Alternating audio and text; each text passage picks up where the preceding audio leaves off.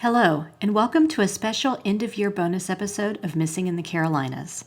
I've been hard at work researching new episodes and missing persons cases for you for the new year, but I also wanted to put together a sort of year-end review of how the podcast has developed and grown since its launch in May of this year. I personally enjoy when my favorite podcasts produce episodes that talk about growth, numbers, and all things content creation, so I thought you might find these topics interesting as well. If you're more interested in listening to episodes focusing solely on missing people, I suggest you skip this one and check out some of the more recent episodes, such as episode 15 or 18. Now, let's get started. In my very first episode called 3 Mysteries in the Carolinas, I talked a little about how I first got the idea and the courage to develop my own podcast. I was at first inspired by a contest from one of our local public radio stations.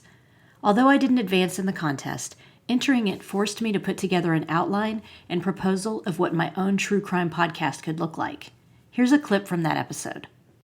One of my favorite marketing podcasts is Jenna Kutcher's Gold Digger podcast. I came across one episode titled Behind the Scenes of Podcasting with Kathy Heller. It's episode 132 of the Gold Digger podcast, by the way, in case you want to check it out. It's a good one.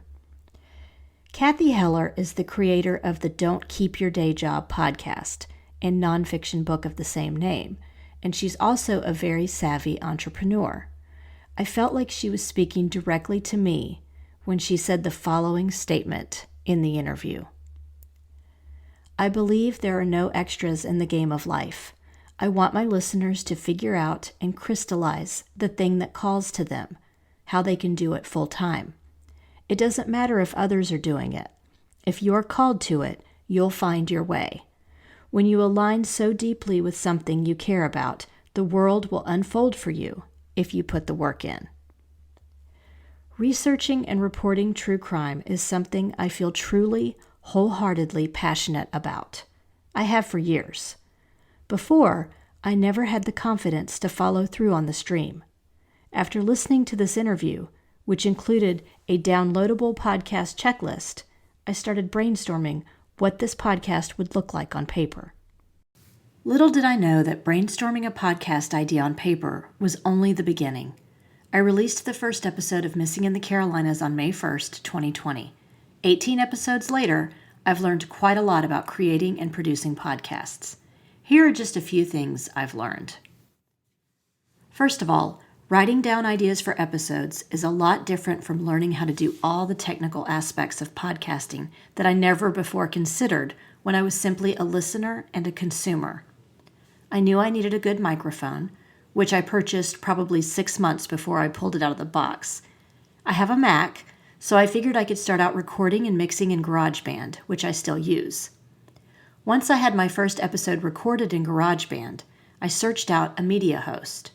I settled on SoundCloud, then read every step-by-step tutorial on how to create an RSS feed in SoundCloud that would then feed into the other podcasting networks such as Apple, Stitcher, and Spotify. Most podcasts I listen to are backed by the resources of an entire network. People who are skilled at editing, layering in sound effects, scheduling episodes to drop, and helping with promotions and sponsorships. Independent podcasters, such as myself, do all the tasks themselves. When I first launched the podcast, COVID-19 had just reared its ugly head, and the state I live in, North Carolina, was under shelter-at-home orders.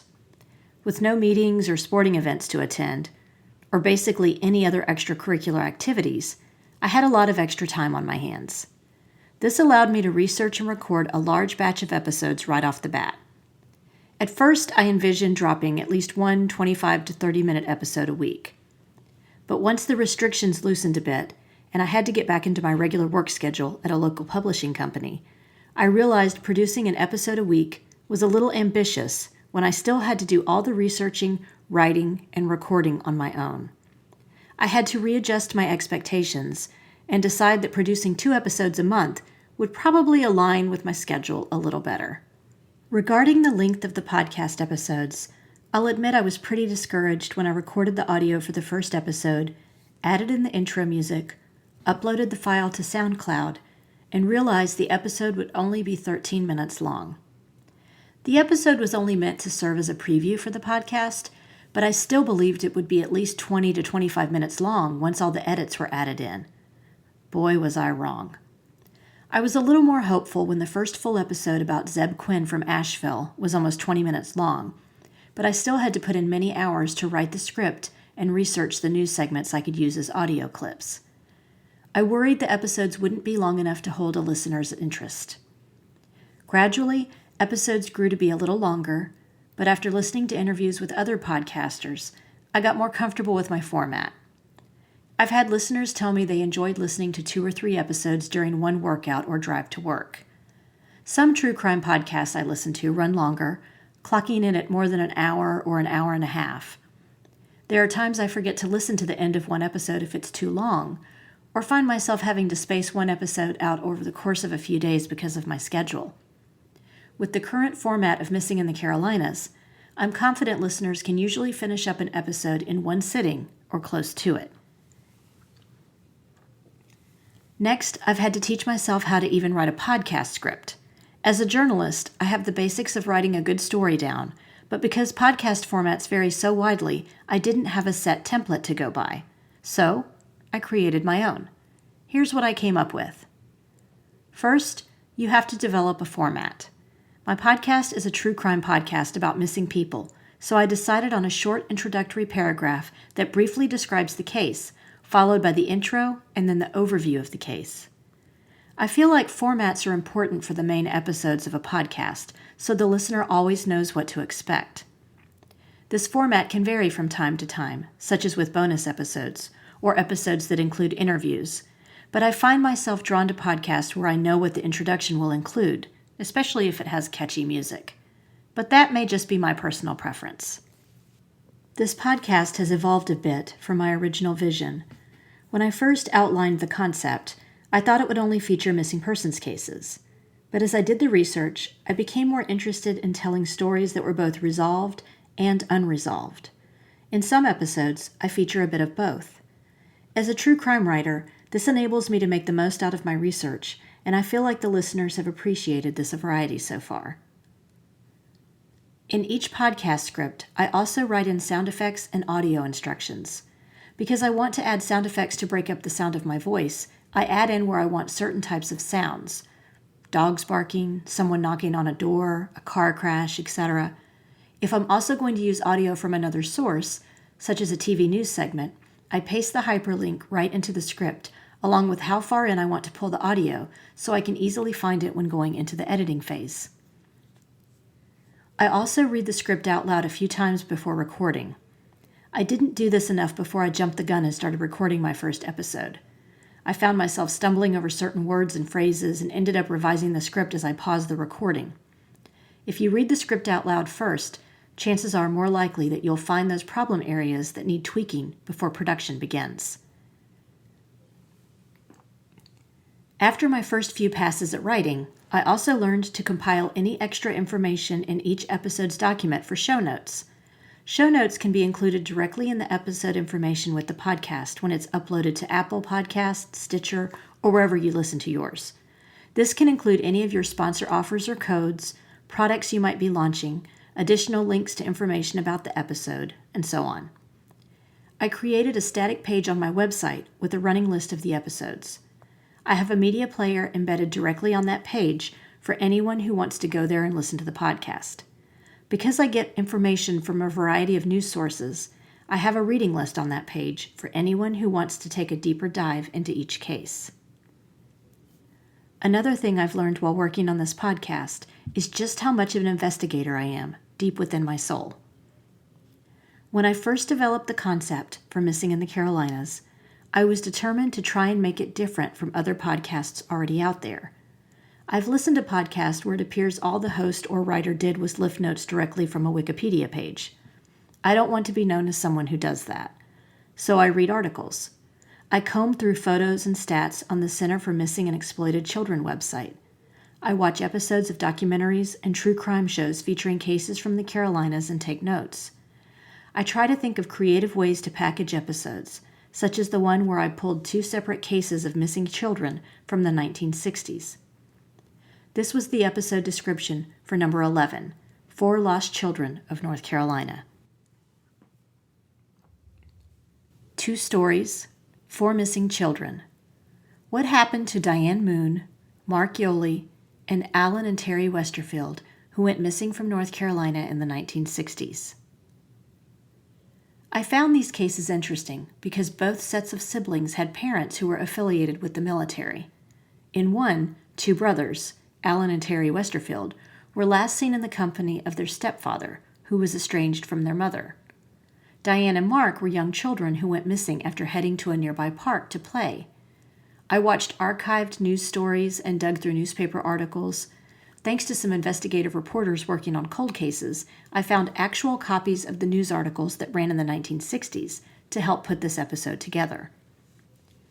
Imagine my surprise when I received an email from a man who is the older brother of Diane Moon and Mark Yoley. He was born the year after they disappeared. Never in a million years would I have imagined that a surviving family member would hear the episode and send me a message. He was very kind, thanking me for covering the story, and told me it brought up memories of the investigation that resurfaced back in the 1980s. He also mentioned he had learned some new information he didn't know before in the article, which, as a podcaster working on a show for no pay, lifted my spirits at a time when I needed it. Before I share some of the podcast's stats and growth trajectory, let's take a quick break for a word from our sponsor. By day, I work as a journalist and magazine editor, but I also enjoy creative writing and entering writing contests. If you like writing flash fiction, you should check out the contests over at Wow Women on Writing. The deadline for the latest flash contest is February 28th. This specific contest will have 20 winners and more than $1,350 in cash prizes. First place wins $400. The contest is an open prompt, and WOW allows a maximum of 300 stories to enter. You can also purchase a critique to get more feedback on your writing. Learn more at wow-womenonwriting.com and click on the contest tab. Let's get back to the episode. Now I want to share a few stats with you. This is always the part I love listening to on these type of year-end episodes. Full disclosure, as of right now, I don't earn any income off this podcast. My daughter and my husband both help me with sound editing. My editing skills in GarageBand still leave much to be desired. I prefer to be more of a producer, writing and researching content, and finding background music and sound effects. My goal is to continue growing the listenership so that my download numbers are favorable for attracting new sponsors and partnerships. I'm not there yet, but I also haven't done a lot of advertising and promoting of this podcast, so the fact that this podcast has grown as much as it has in the short time is encouraging. Promoting the podcast in a variety of ways is on my list of goals for 2021. I wanted to break down a few of the stats for the podcast. First off, Missing in the Carolinas has been downloaded 12,033 times as of December 22nd, 2020. Here are the 5 most downloaded episodes, along with the clip. Receiving 796 downloads is Episode 1, 3 Mysteries in the Carolinas. Here's a clip from that episode introducing the first cases I investigated for the podcast. The case of Zeb Quinn has always piqued my interest because it occurred in my hometown of Asheville, North Carolina. Zeb was an 18-year-old local resident who was attending AB Tech Community College, working at a local Walmart, and saving money to buy himself a new car. On January 2, 2000, Zeb made plans to go and look at a car that was for sale after his shift at Walmart was over. His friend, 21-year-old Jason Owens, accompanied him. But here's where the story gets a little interesting. The 2 men were caught on a gas station surveillance camera picking up sodas and then driving off separately. Zeb never arrived home that night and was never heard from again. The circumstances surrounding Zeb's disappearance were suspicious, to say the least. Jason Owens said after leaving the gas station, Zeb had flashed his car lights on, indicating he wanted Jason to pull over. He said he needed to find a payphone to return a page, and Jason said he seemed distracted. This was back before everyone had a smartphone, and some people chose to carry pagers. According to Jason, Zeb drove off and returned about 10 minutes later and rear-ended Jason's car. He said he had an emergency to deal with and that he'd be in touch later. This is only the tip of the iceberg in this case, and the mystery of Zeb's disappearance resurfaced once again in 2015. We'll discuss this case at length in Episode 2. The disappearance of Kyle Fleischman remains one of Charlotte, North Carolina's saddest mysteries because it could happen to any of us. Kyle was a 24-year-old young professional who visited a bar in Uptown after a night out at a Dane Cook comedy show in November of 2007. When the group decided to leave, Kyle mentioned he wanted to stay a little longer, as he had met a woman at the bar and was dancing with her.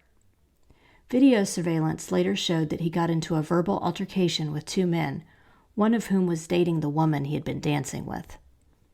Kyle was most likely heavily intoxicated when he left the bar after last call without his coat, wallet, or debit card, as well as an open bar tab he left behind.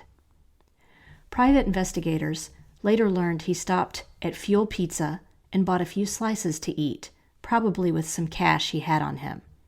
It was a cold night, and after eating the pizza, he made a few calls on his cell, probably looking for a ride.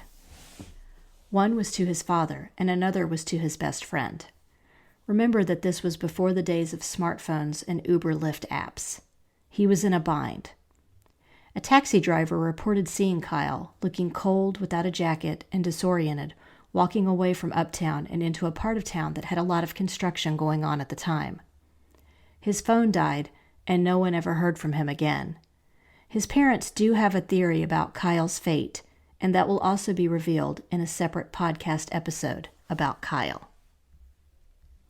Liz and John Calvert seem to have it all. Their story takes place on Hilton Head Island, South Carolina, which is known for its beautiful beaches, miles of paved bicycle trails, picturesque golf courses, and tennis courts. Most people who have visited Hilton Head Island stay at the Sea Pines Resort, or at least visit the area sometime during their stay. Sea Pines features a yacht basin with boutiques, restaurants, live entertainment, water activities such as kayaking and dolphin tours, and fishing charters. But on March 3, 2008, a prominent couple, well known on the island, disappeared and were never heard from again, and the case has taken many twists and turns over the years. Elizabeth and John Calvert were two professionals who were truly living the dream.